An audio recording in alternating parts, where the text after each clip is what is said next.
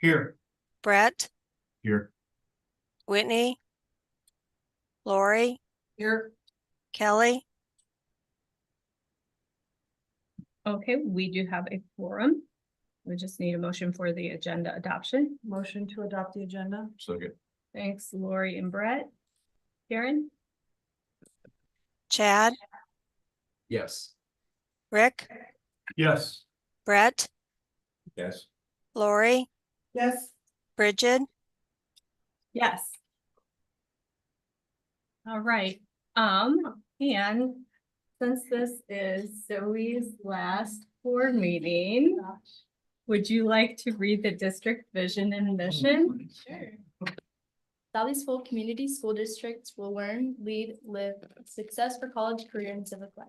Engage all students in a learning and challenging curriculum delivered through quality instruction. Good job. Thank you. Awesome. Like you didn't. All right, everyone, please rise for the Pledge of Allegiance. Pledge allegiance to the flag of the United States of America, to the republic which stands one nation under God, indivisible, with liberty and justice for all. Okay, now we have the public comments. Have we had anything submitted for public comment? I don't see anyone. Just here for agenda items. Okay. Great. We will move on then to the consent agenda. Motion to approve. Second. All right, thank you, Chad and Lori. Any comments or we're all good? Okay, Karen, Rick, Yes. Brett, Yes. Lori, Yes. Bridget, yes. Chad. Yes. Okay, on to old and new business. Confirmation of next meeting. Just need a motion. I'll make a motion that our next meeting will be on June 12th, 2025. Second. Thank you, Rick and Chad. Karen, Brett, Yes. Lori, Yes. Bridget, yes. Chad, Yes. Rick. Yes, Okay, moving past item B was removed from the agenda, so we're going to go on to C. Our public hearing for the fiscal year 2025 budget amendment. Motion to approve. But we need to, Public hearing. we need to Yeah, have a open public the- hearing. Whatever. Do we have, oh, He's okay do with we you need a opening motion it. Yeah, to? go ahead and open. Go it. ahead, We just need open to it. Oh, okay. open the Public hearing. Oh, sorry, I guess that's me. It's 5:30. It is 5:33 and we will open for public comment for the public hearing. Anyone? Any comments? Once, going twice. You can close it. Okay, it's still 5:33 and we will close the public hearing. Okay, then next is when we need the motion. Do it, Brett. I don't want to. Motion to approve. Second. Thanks, Did it get hot in Chad. here? Just move. Warm. Am I getting red? what Probably. are we approving? I'm confused. Oh, The budget amendment. Okay, item Fiscal year D. 2025. thank you. Okay, we have a motion and a second. Any questions, comments? Anyone? Okay. Karen, Lori, Yes. Bridget, yes. Chad, Yes. Rick, Yes, Brett. Yes.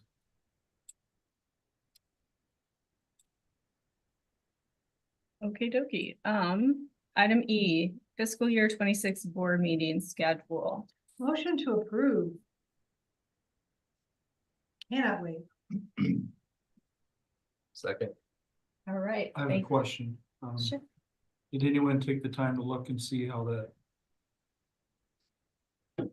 falls with Easter? Yes. Thank you. Yep, and we know homecoming dates now for the parade and everything matches out there. Okay, that was my only question. Any other questions or? comments? Okay, Karen, Bridget, yes. Chad, Yes. Rick, Yes. Brett, Yes. Lori, Yes, yes. Okay. All right, on to item F, the Employee Assistance Program EAP contract. Motion to approve. Second, Thanks, Brett and Rick. Any questions or discussion? No, okay, Karen, Chad, Yes. Rick, yes, Brett, Yes. Lori, Yes, Bridget, yes. All right, on to item G, the Student Assistance Program contract. motion to approve. second, Thanks, Lori and Rick. Any questions or discussion? Okay, seeing none, we will move to a vote. Karen, Rick, yes, Brett, Yes. Lori, Yes, Bridget, yes. Chad, Yes. Next item H, approval for grades 3 through 5 literacy adoption. Motion to approve. Second. All right, thank you. I just want to say this is really exciting. Good job. You learned a lot about it last week and Yeah, great. Any other comments, questions? Nope. We got all the details. Okay, I'll move to vote. Karen, Brett, Yes. Lori, yes, Bridget, yes. Chad, Yes. Rick, yes, Next, item I, the sepia contract.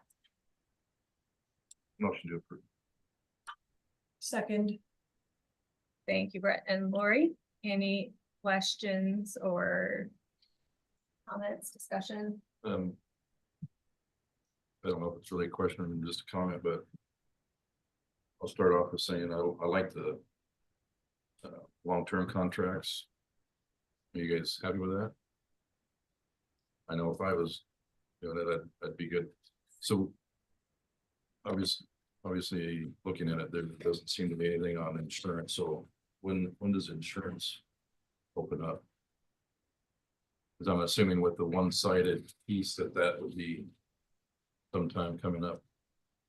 Are you talking for next year? Well, I'm just talking in general as a while back, I asked a question on insurance and we were in the process of putting it out for, Yeah, that's come back and we are staying with UMR based on what has come back. so no increase to the employees. So the 2.9 is a true 2.9% increase for salary. 2.9% total package. That's what the TP means in there. So the increase in medical insurance, vision and dental insurance stay the same premium wise. From a medical insurance standpoint, 1.5% increase in premiums, both single and family. Okay, well, this is where the question comes in, is it says salary schedule. So it doesn't talk about anything other than salary. So I want to, because that's important for other things coming up. So that's a total 2.9 for salary. Benefits, Insurance, everything, correct. Okay.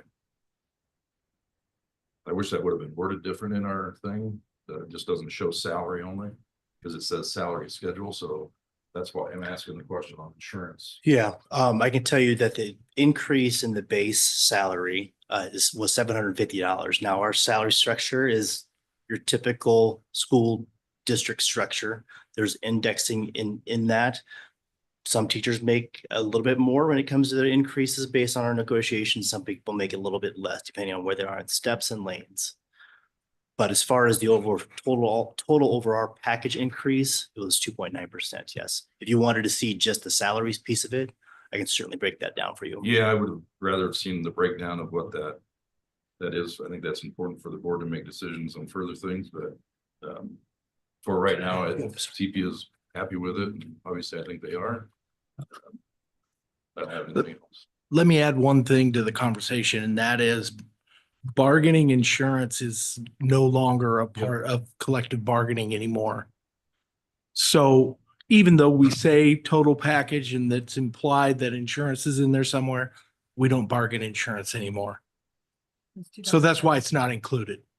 Because I don't want to send something to the organization formerly known as PERB about insurance because it's illegal for us to bargain that.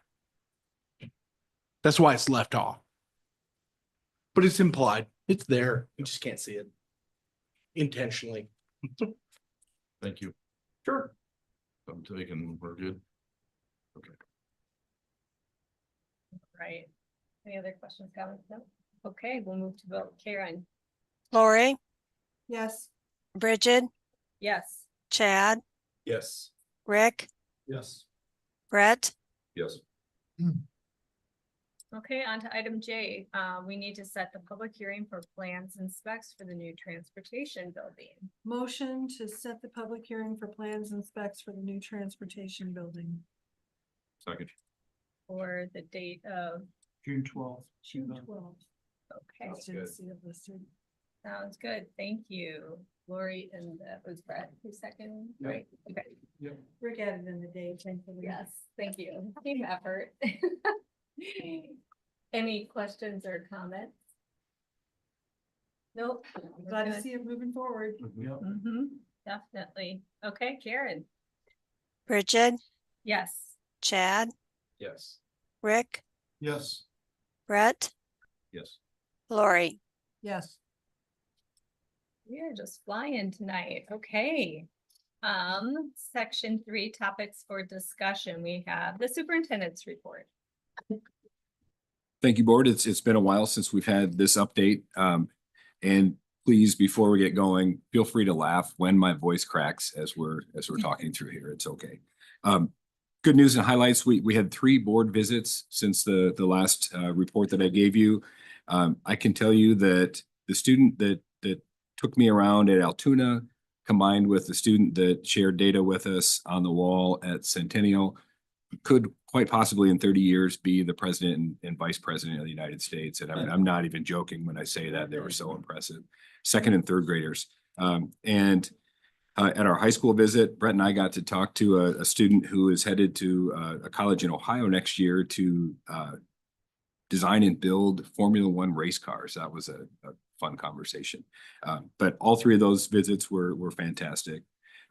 Skilled Trades Extension Center, awesome project, unbelievable community investment in our students. Had a chance to have 2 fun events since our last meeting, both the open house and the grand opening. And I think it's just been a real positive thing. And to see how excited the kids were that actually helped build the place too, on top of that was a lot of fun. And thank you for being part of that. Kind of related to that, last Friday was the 37th annual Tech Expo. Big numbers. It's always been a popular event. COVID hit it hard like everything else, and it's come back in a big way. More scholarships and prizes than ever. And I do want to share one thing that happened there. One of the prize winners asked to address the crowd, which I've never seen before, because it's like a home basketball, one whole side is full. And he's one of our students, and he got up and he thanked all of his teachers for what they did for him to get him where he was, and he now knows what he wants to do moving forward. And then he had all the other students from across the state of Iowa thank their teachers that they were with, and it was really loud and a really cool moment that happened there. So the Addams Family musical won top musical honors from the Iowa High School Music and Theater Association. That makes 8 of the last 10 years that our production has won the top performance. On top of that, we also won Outstanding Ensemble, Outstanding Achievement in a Principal Role for 1, 2, 3, 4, 5 different students, and special recognition for our student orchestra. So just a fantastic showing for our music and drama department. Academic honors assemblies this week, always a fun part of spring, and so great to see the proud students and parents. Dollars for Scholars last night. I'm sorry I missed it, but I heard great things about the festivities as Best usual. one yet. Yes. Steve Yes. was the announcer. Mr. Pettit. Any help? Yeah. I thought that person did better. Just kidding. She did. Just kidding. She did good today too. He didn't park next to me, by the way. did he? This afternoon, we had the alternate graduation ceremony, always an awesome event. Hats off to Robin Llewellyn and everyone else at the high school for pulling that event off. I think it was probably one of the better attended, one of those ceremonies that certainly that I've been to. Speaking of graduation, Sunday at the Knapp Center, 1:30, meet in the back gym at 12:30. Sounds like the weather's going to be nice, not blazingly hot. And I know we're at least the first one of the day and maybe the only one of the day, so parking should not be that bad. Seniors, skip day, they overcame the morning rain and did another one of their service projects for all of our different communities. Last day tomorrow for our class of 2025. It's hard to believe we're there. And with that, this is Zoe's last meeting with us. So glad you had a chance to read our vision and mission, and glad you've been with us for this year. Just a quick, update on Wednesday full attendance days. We've now done all 3 of those makeup days.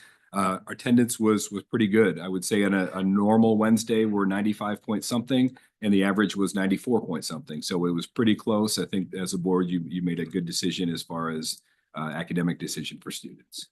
So with that, I'll take any questions. Don't see any questions. Thank you. All right, thank you. Next, we have the monthly business services report, Mr. Bacon. Thank you. Good evening, board. Zoe, this is your last one of these as well. I love it. You're gonna miss He can this. continue sending me the document. This is the monthly board report financials through the month of April. General fund wise, all funds wise, we're 83% through the year.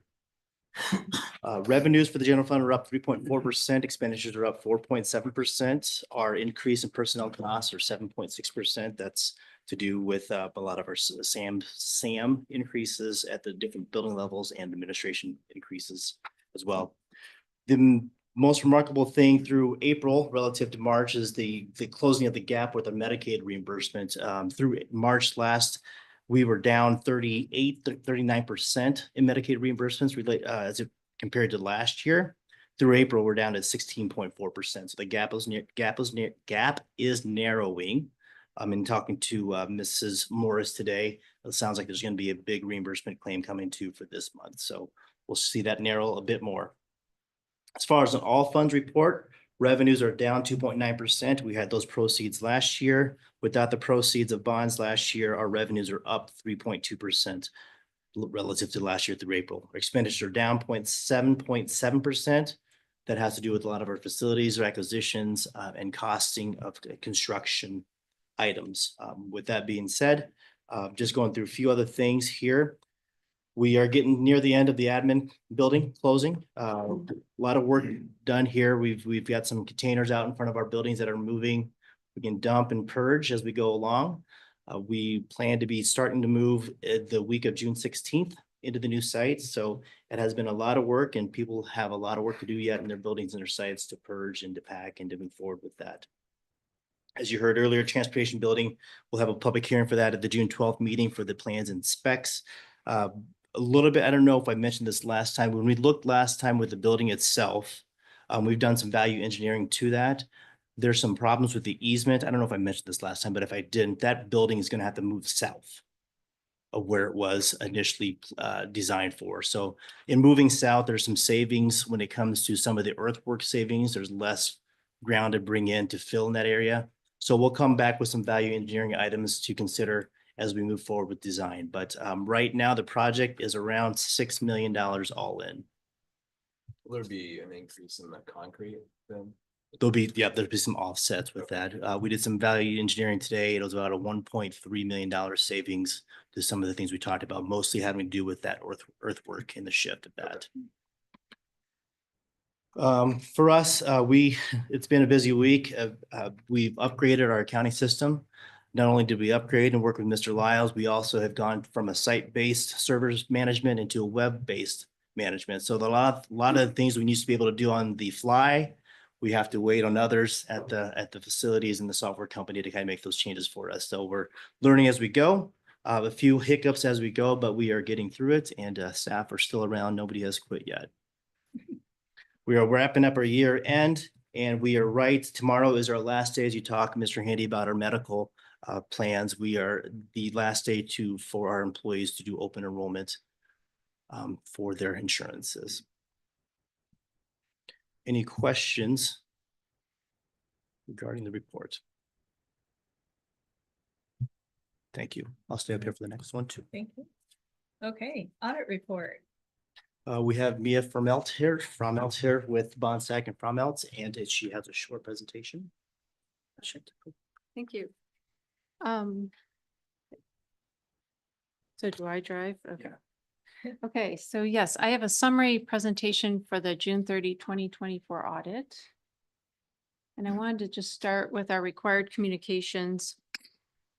We do 3 audits: the financial statement audit, government auditing standards audit, which is understanding of internal controls and compliance with laws and regulations. And we also do a federal single audit. The district expended $6.7 million in federal awards for fiscal year 24. Of that amount, child nutrition represents $3.1 million. ESSER, the COVID funding, represented $1.4 million, and Title I represented $1.1 million. ESSER has expired. That is not a recurring program, and so you should anticipate federal dollars for fiscal year 25 and on going down from the ESSER years. As part of those 3 audits, we issue 3 deliverables. We have the bound audit document. We have 2 letters: a board communication letter and a control deficiency letter, which just has some observations and comments for you to consider. In terms of the board communication letter, that provides management's representations to us for your review. It also provides you a list of journal entries that were necessary as part of the audit process to record the financial statements under accounting principles. In terms of significant estimates in the financial report contains the same significant estimates as you've had in the past, which are primarily the state pension plan, the state's requirement for early retirees or retirees below age 65 to have an option to stay on the district's health plan, as well as depreciation of your capital assets, just to name a few. There were no changes in fiscal year 24. I wanted to alert you that in fiscal year 25, there's a new accounting standard over compensated absences, which changes the accounting for accrued vacation and for other types of leave. The biggest change is over sick leave. So hopefully this winter, I'm here talking to you about a new accounting standard and that impact to your particular district. Okay. No. There we go. So these are the audit results. And if you wanted to delve into the details of them, I would just recommend going to page 123 of the financial report that goes into all the details of the findings and then some recommendations. For the financial statement audit, an unmodified opinion is issued. That means the financial statements did comply with generally accepted accounting principles. For the government auditing standards audit, where we look at internal controls and compliance, we have a few things to report to you tonight. There were material weaknesses issued over bank reconciliations and adjustments for generally accepting accounting principles. These are repeats from the prior year because of the timing to get these rectified. We did see an improvement in the process to do that during the fiscal year 2024 audit, and certainly have high hopes that that is different in 2025. In terms of compliance, The federal government requires all entities that do receive a federal single audit to issue their audit to the federal government within 9 months after year end.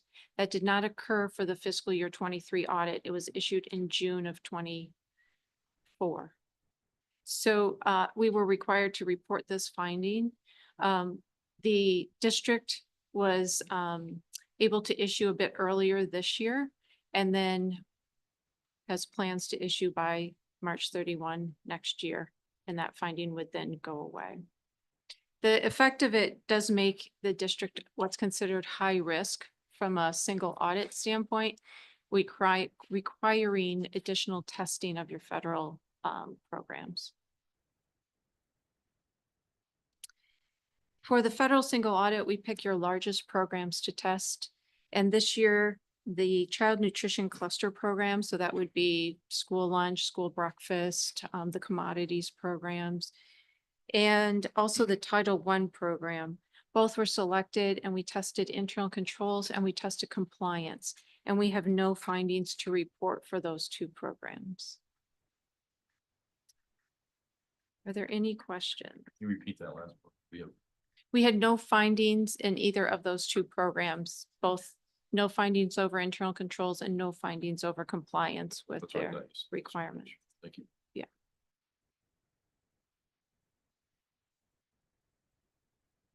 I do have a question. When you talked about from 23, can you talk about that a little bit more of the issues? I think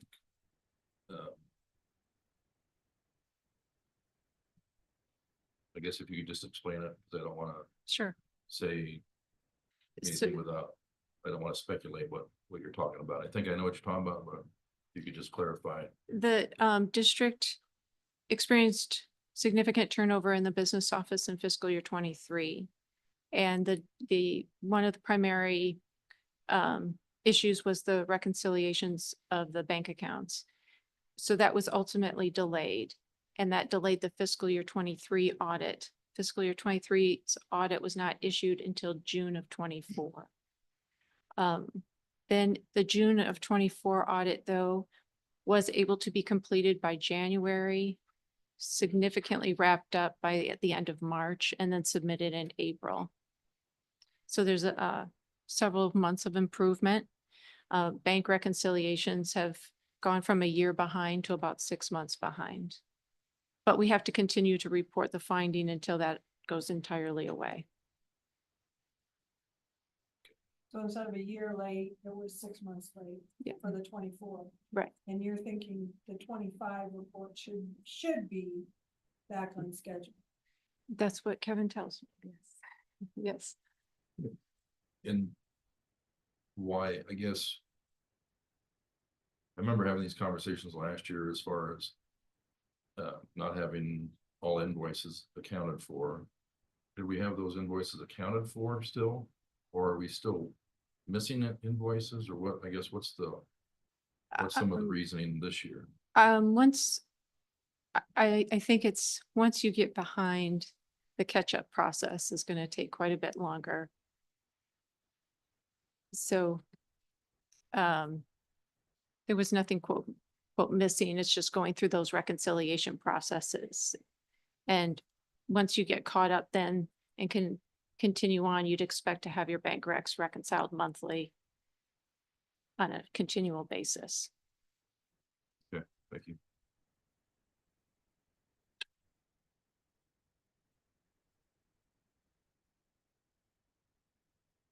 Wrote down page 123. Yeah. I'm gonna read it. Okay.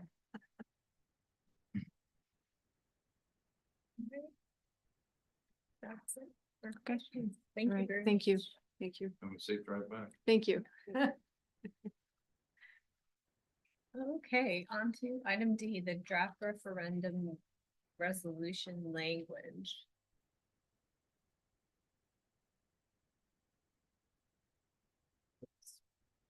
It's Kevin and he just left. Oh, he's back. Oh. The bond reference language is uploaded here simply, and I don't have it. Do you please pull it up? Basically, we're concentrating on 3 different projects here. The first one in the anchor project will be the elementary school building or elementary school building number 9. Surrounded by the changing of the junior high renovations, moving the offices up front and doing some other work within that middle of the junior high. And then the final, the bigger one is the elementary school playgrounds, making at least part of all those playgrounds ADA accessible. So a product called Pour in Place. So if you can imagine, we have right now, some of our playgrounds, we have those rubber tiles. A lot of them, we have the pebble rock and the wood shavings and all that. We'll create a equitable square footage in each of our playgrounds to have a Pour in Place, which is kind of a solid rubber for those children to be on those particular playground equipment. Well, just to clarify, all our playgrounds are ADA compliant now. Yes, I'm sorry, yes. Yeah, so Yes. I wanted to make. More accessible, more accessible to that equipment. Excellent point. Yeah, I just want to make sure, 'cause I get it. So, yeah, that'd be great. Yeah, I'm excited to hear that. That's the plan, to do the Pour in Place for, Yeah. is that for all, or that don't have it so far? We might have chunks that we don't have a lot of it. So really it's just evaluation of the 8 playgrounds we have now. Again, seeing these things aren't inexpensive. No. So there's a tag amount that I'm looking for, but if you think about the number of students and the size of playground, just trying to make it equitable across Yep. the district for the 8 elementary schools.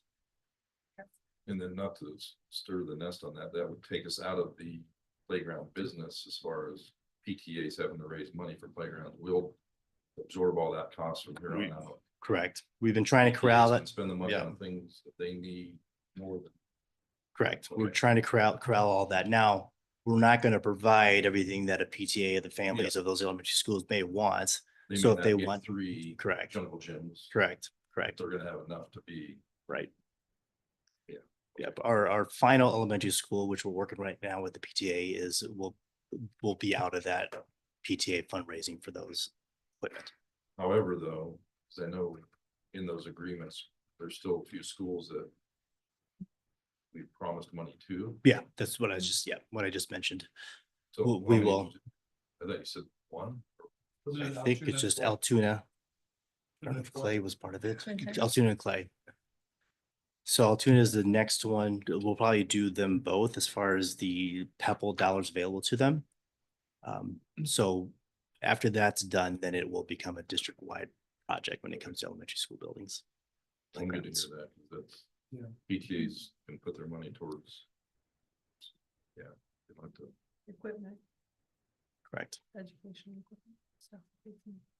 So, one more thing on that. Mhm. Will we come up with it? This is what the playground looks like for a school? Gosh, I Everybody hope so. knows. That's the idea. We're trying to do the same thing when it comes to the standardization of classroom desk sets, chair sets. When in elementary schools, we started that here just this past fall, and there's several different schools that have several different requests for additional classroom sets for next year. And the reason I say this is because we're getting ready to do it, if this bond goes through, which voters hopefully will go yes, when that time comes. We're gonna have to set the standard for, Correct. hopefully that will be the standard, I guess. Yep. Mhm. Okay. Thank you. Thank you. All right, summer professional development plans. Dr. Latham. So this background from Mr. Bacom. All right. Well, good evening, board. As we wind down the month of May and the school year, hard to believe. I want to talk a little bit about looking ahead to summer professional learning. It's always a time for us to kind of take a breath, celebrate what we've done, do some reflections and get some learning in place to think about the upcoming school year. So we have 3 main areas that we'll be focusing on this summer. The first one is curriculum revision, second one is task force summaries, and the third one is the All Means All Institute. So in regards to curriculum revision, this is something that we do every summer. It's continuous improvement. We continue to come back to that. We always revisit the idea of standards and curriculum. Standards define what a student should know and be able to do at each grade level in each subject area. And these standards are set at the state level. Curriculum is that detailed and unit plan and unit design where students can engage in that learning to demonstrate mastery of those standards. And that curriculum is developed at the district level. So standards updates, the state is now on a cycle of revising the standards so that we know each year which ones are going to happen. We had math happen first, and Jane Beecham was on that committee, then followed at the state committee, and then followed with ELA. And Angie Shannon was on that committee. We always try to get somebody from the district. Right now, they're in the middle of social studies revision. I'm on that committee, as well as Maddie Keeler from the high school. Science had done their revision, and Amy Johansson from the high school was on that committee. So we're always happy to have Southeast Polk's voice in the room when those standards are being set at the state level. And when we look at curriculum work in the summer, we focus on what we call a guaranteed and viable curriculum. Guaranteed means that all students, no matter what school they go to, what classroom they're in, they're going to have access to that same essential content and skills. And then viable means that we can get it done in a year. So we need to be able to have a year's worth of standards that's reasonable to achieve with students. So those are the things we work on in the summer, and over 100 teachers participate in this curriculum revision process each summer. So it's very collaborative, it's very engaging. We usually have some of the same people so that we get some knowledge that sustains across time, but then we add new people in each time too, so we can build that capacity across all groups. So that is exciting work that starts, I think the last day is May 30th. And we start curriculum work June 2nd. So we jump right in. Task force summaries, I've talked several times this year, and we've had different task forces come in. The task forces, I think we had 8 of them all together, and they consisted of teacher leaders, model teachers, and instructional coaches led by district coordinators. And as we talked about this, there were 3 phases of work. This was year 1, and this really was our learning year. And then we'll move into more of an implementation year next year. And then the 3rd year, we'll be measuring that impact and what we notice in the data. So as we've wrapped up our meetings during this first year, we are putting together a task force report. And it will include all of the different areas that are linked to our district goals. And each goal area will make recommendations to their colleagues, like what is the most important thing that you need to know about disciplinary literacy?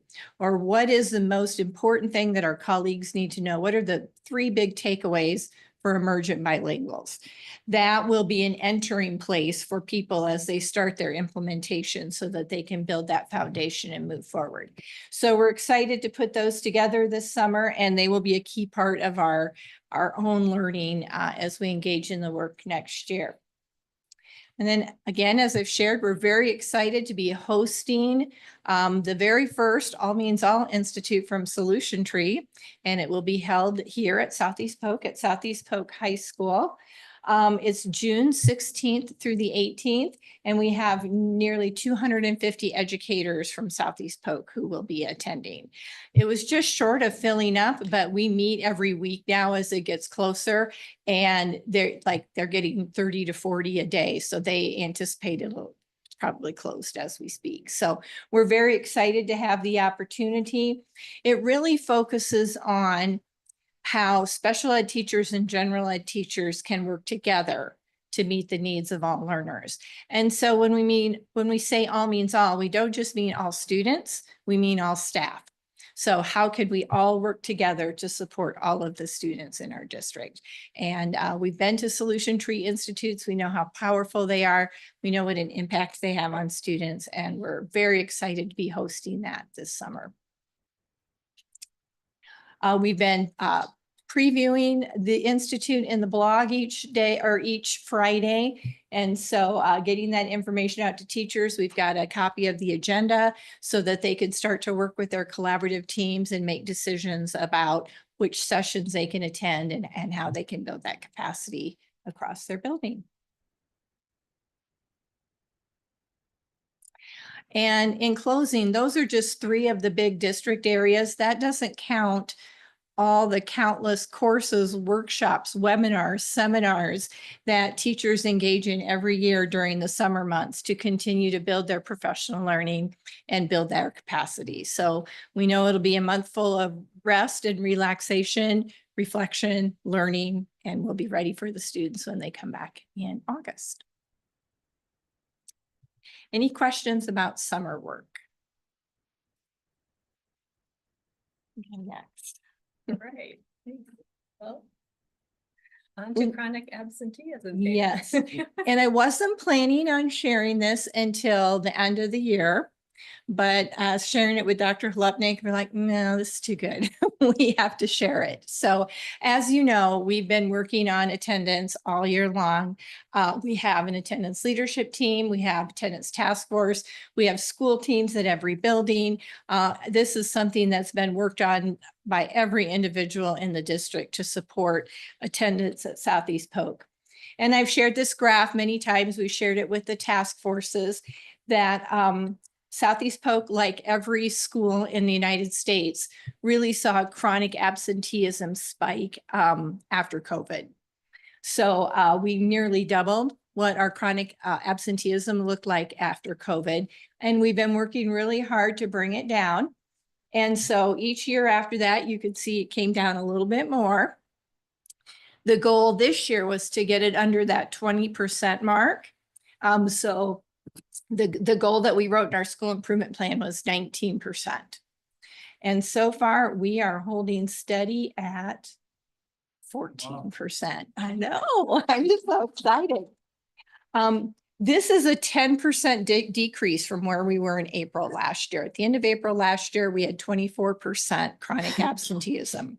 And in numbers, that means 853 more students met their attendance goals as compared to last year. We still have some subgroups that we keep an eye on, and we watch those all the time to make sure that we're meeting the needs of all students. But we have 11 buildings, and chronic absenteeism was in single digits for 6 of the 11 buildings. So very, very exciting. And why have we been harping on attendance? And, you know we have excellent teachers and staff in our schools. And we know when kids come to school, they will learn. So we're just starting to get some of our data back. It's not all in yet, and I hope to have a summative report in June. Sorry, I skipped a month. I hope to have a summative report in June. But we do have about 98% of our ISASP data in. So we started to notice some things as we were looking at attendance data. So for 3rd grade, in 2024, 20% of the students were chronically absent. This year, 7%.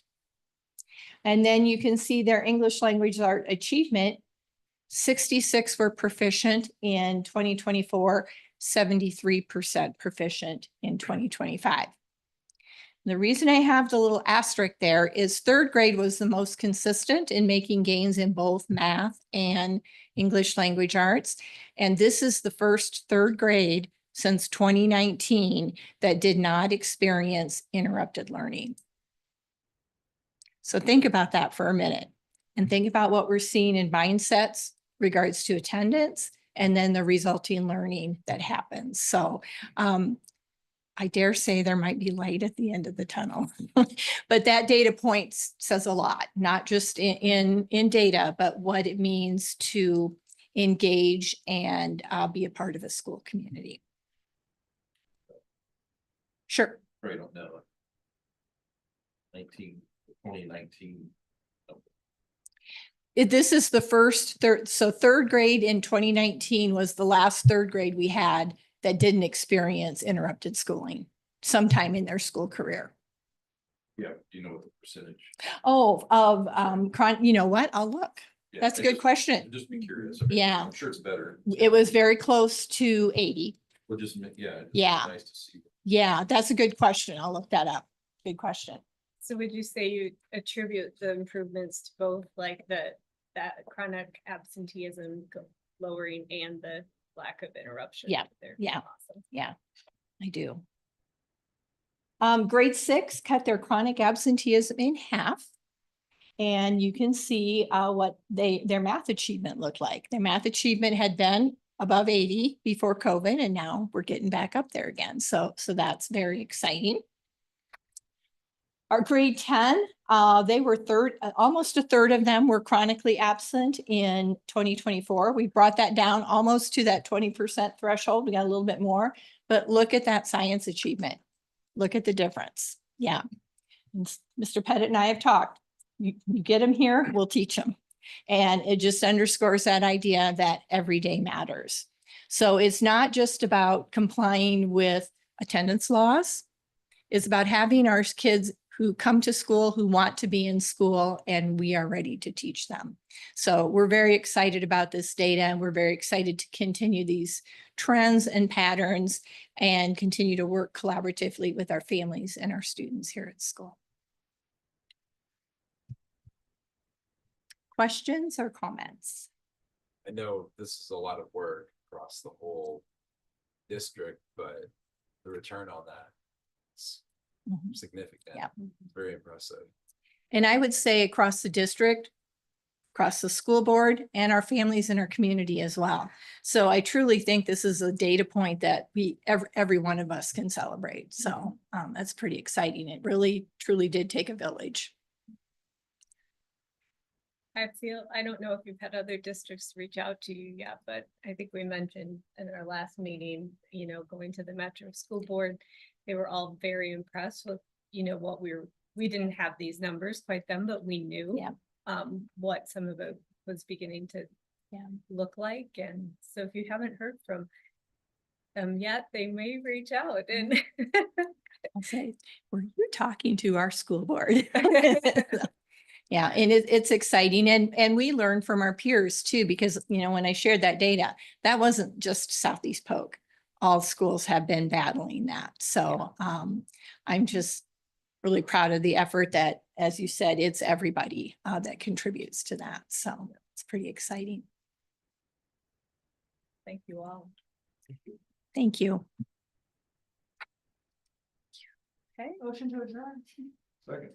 All right. For Zoe. Yes. Yes, Zoe. Zoe, thank Thanks, you. Zoe. Congratulations. That's Sunday for sure. Yeah. Sunday. Couple days. You gotta take it out of the holder though. What? You gotta take it out of the. Oh. Can I just take the whole thing? I don't know. You can. You can. You want We're to? gonna have new ones at the, oh, plenty.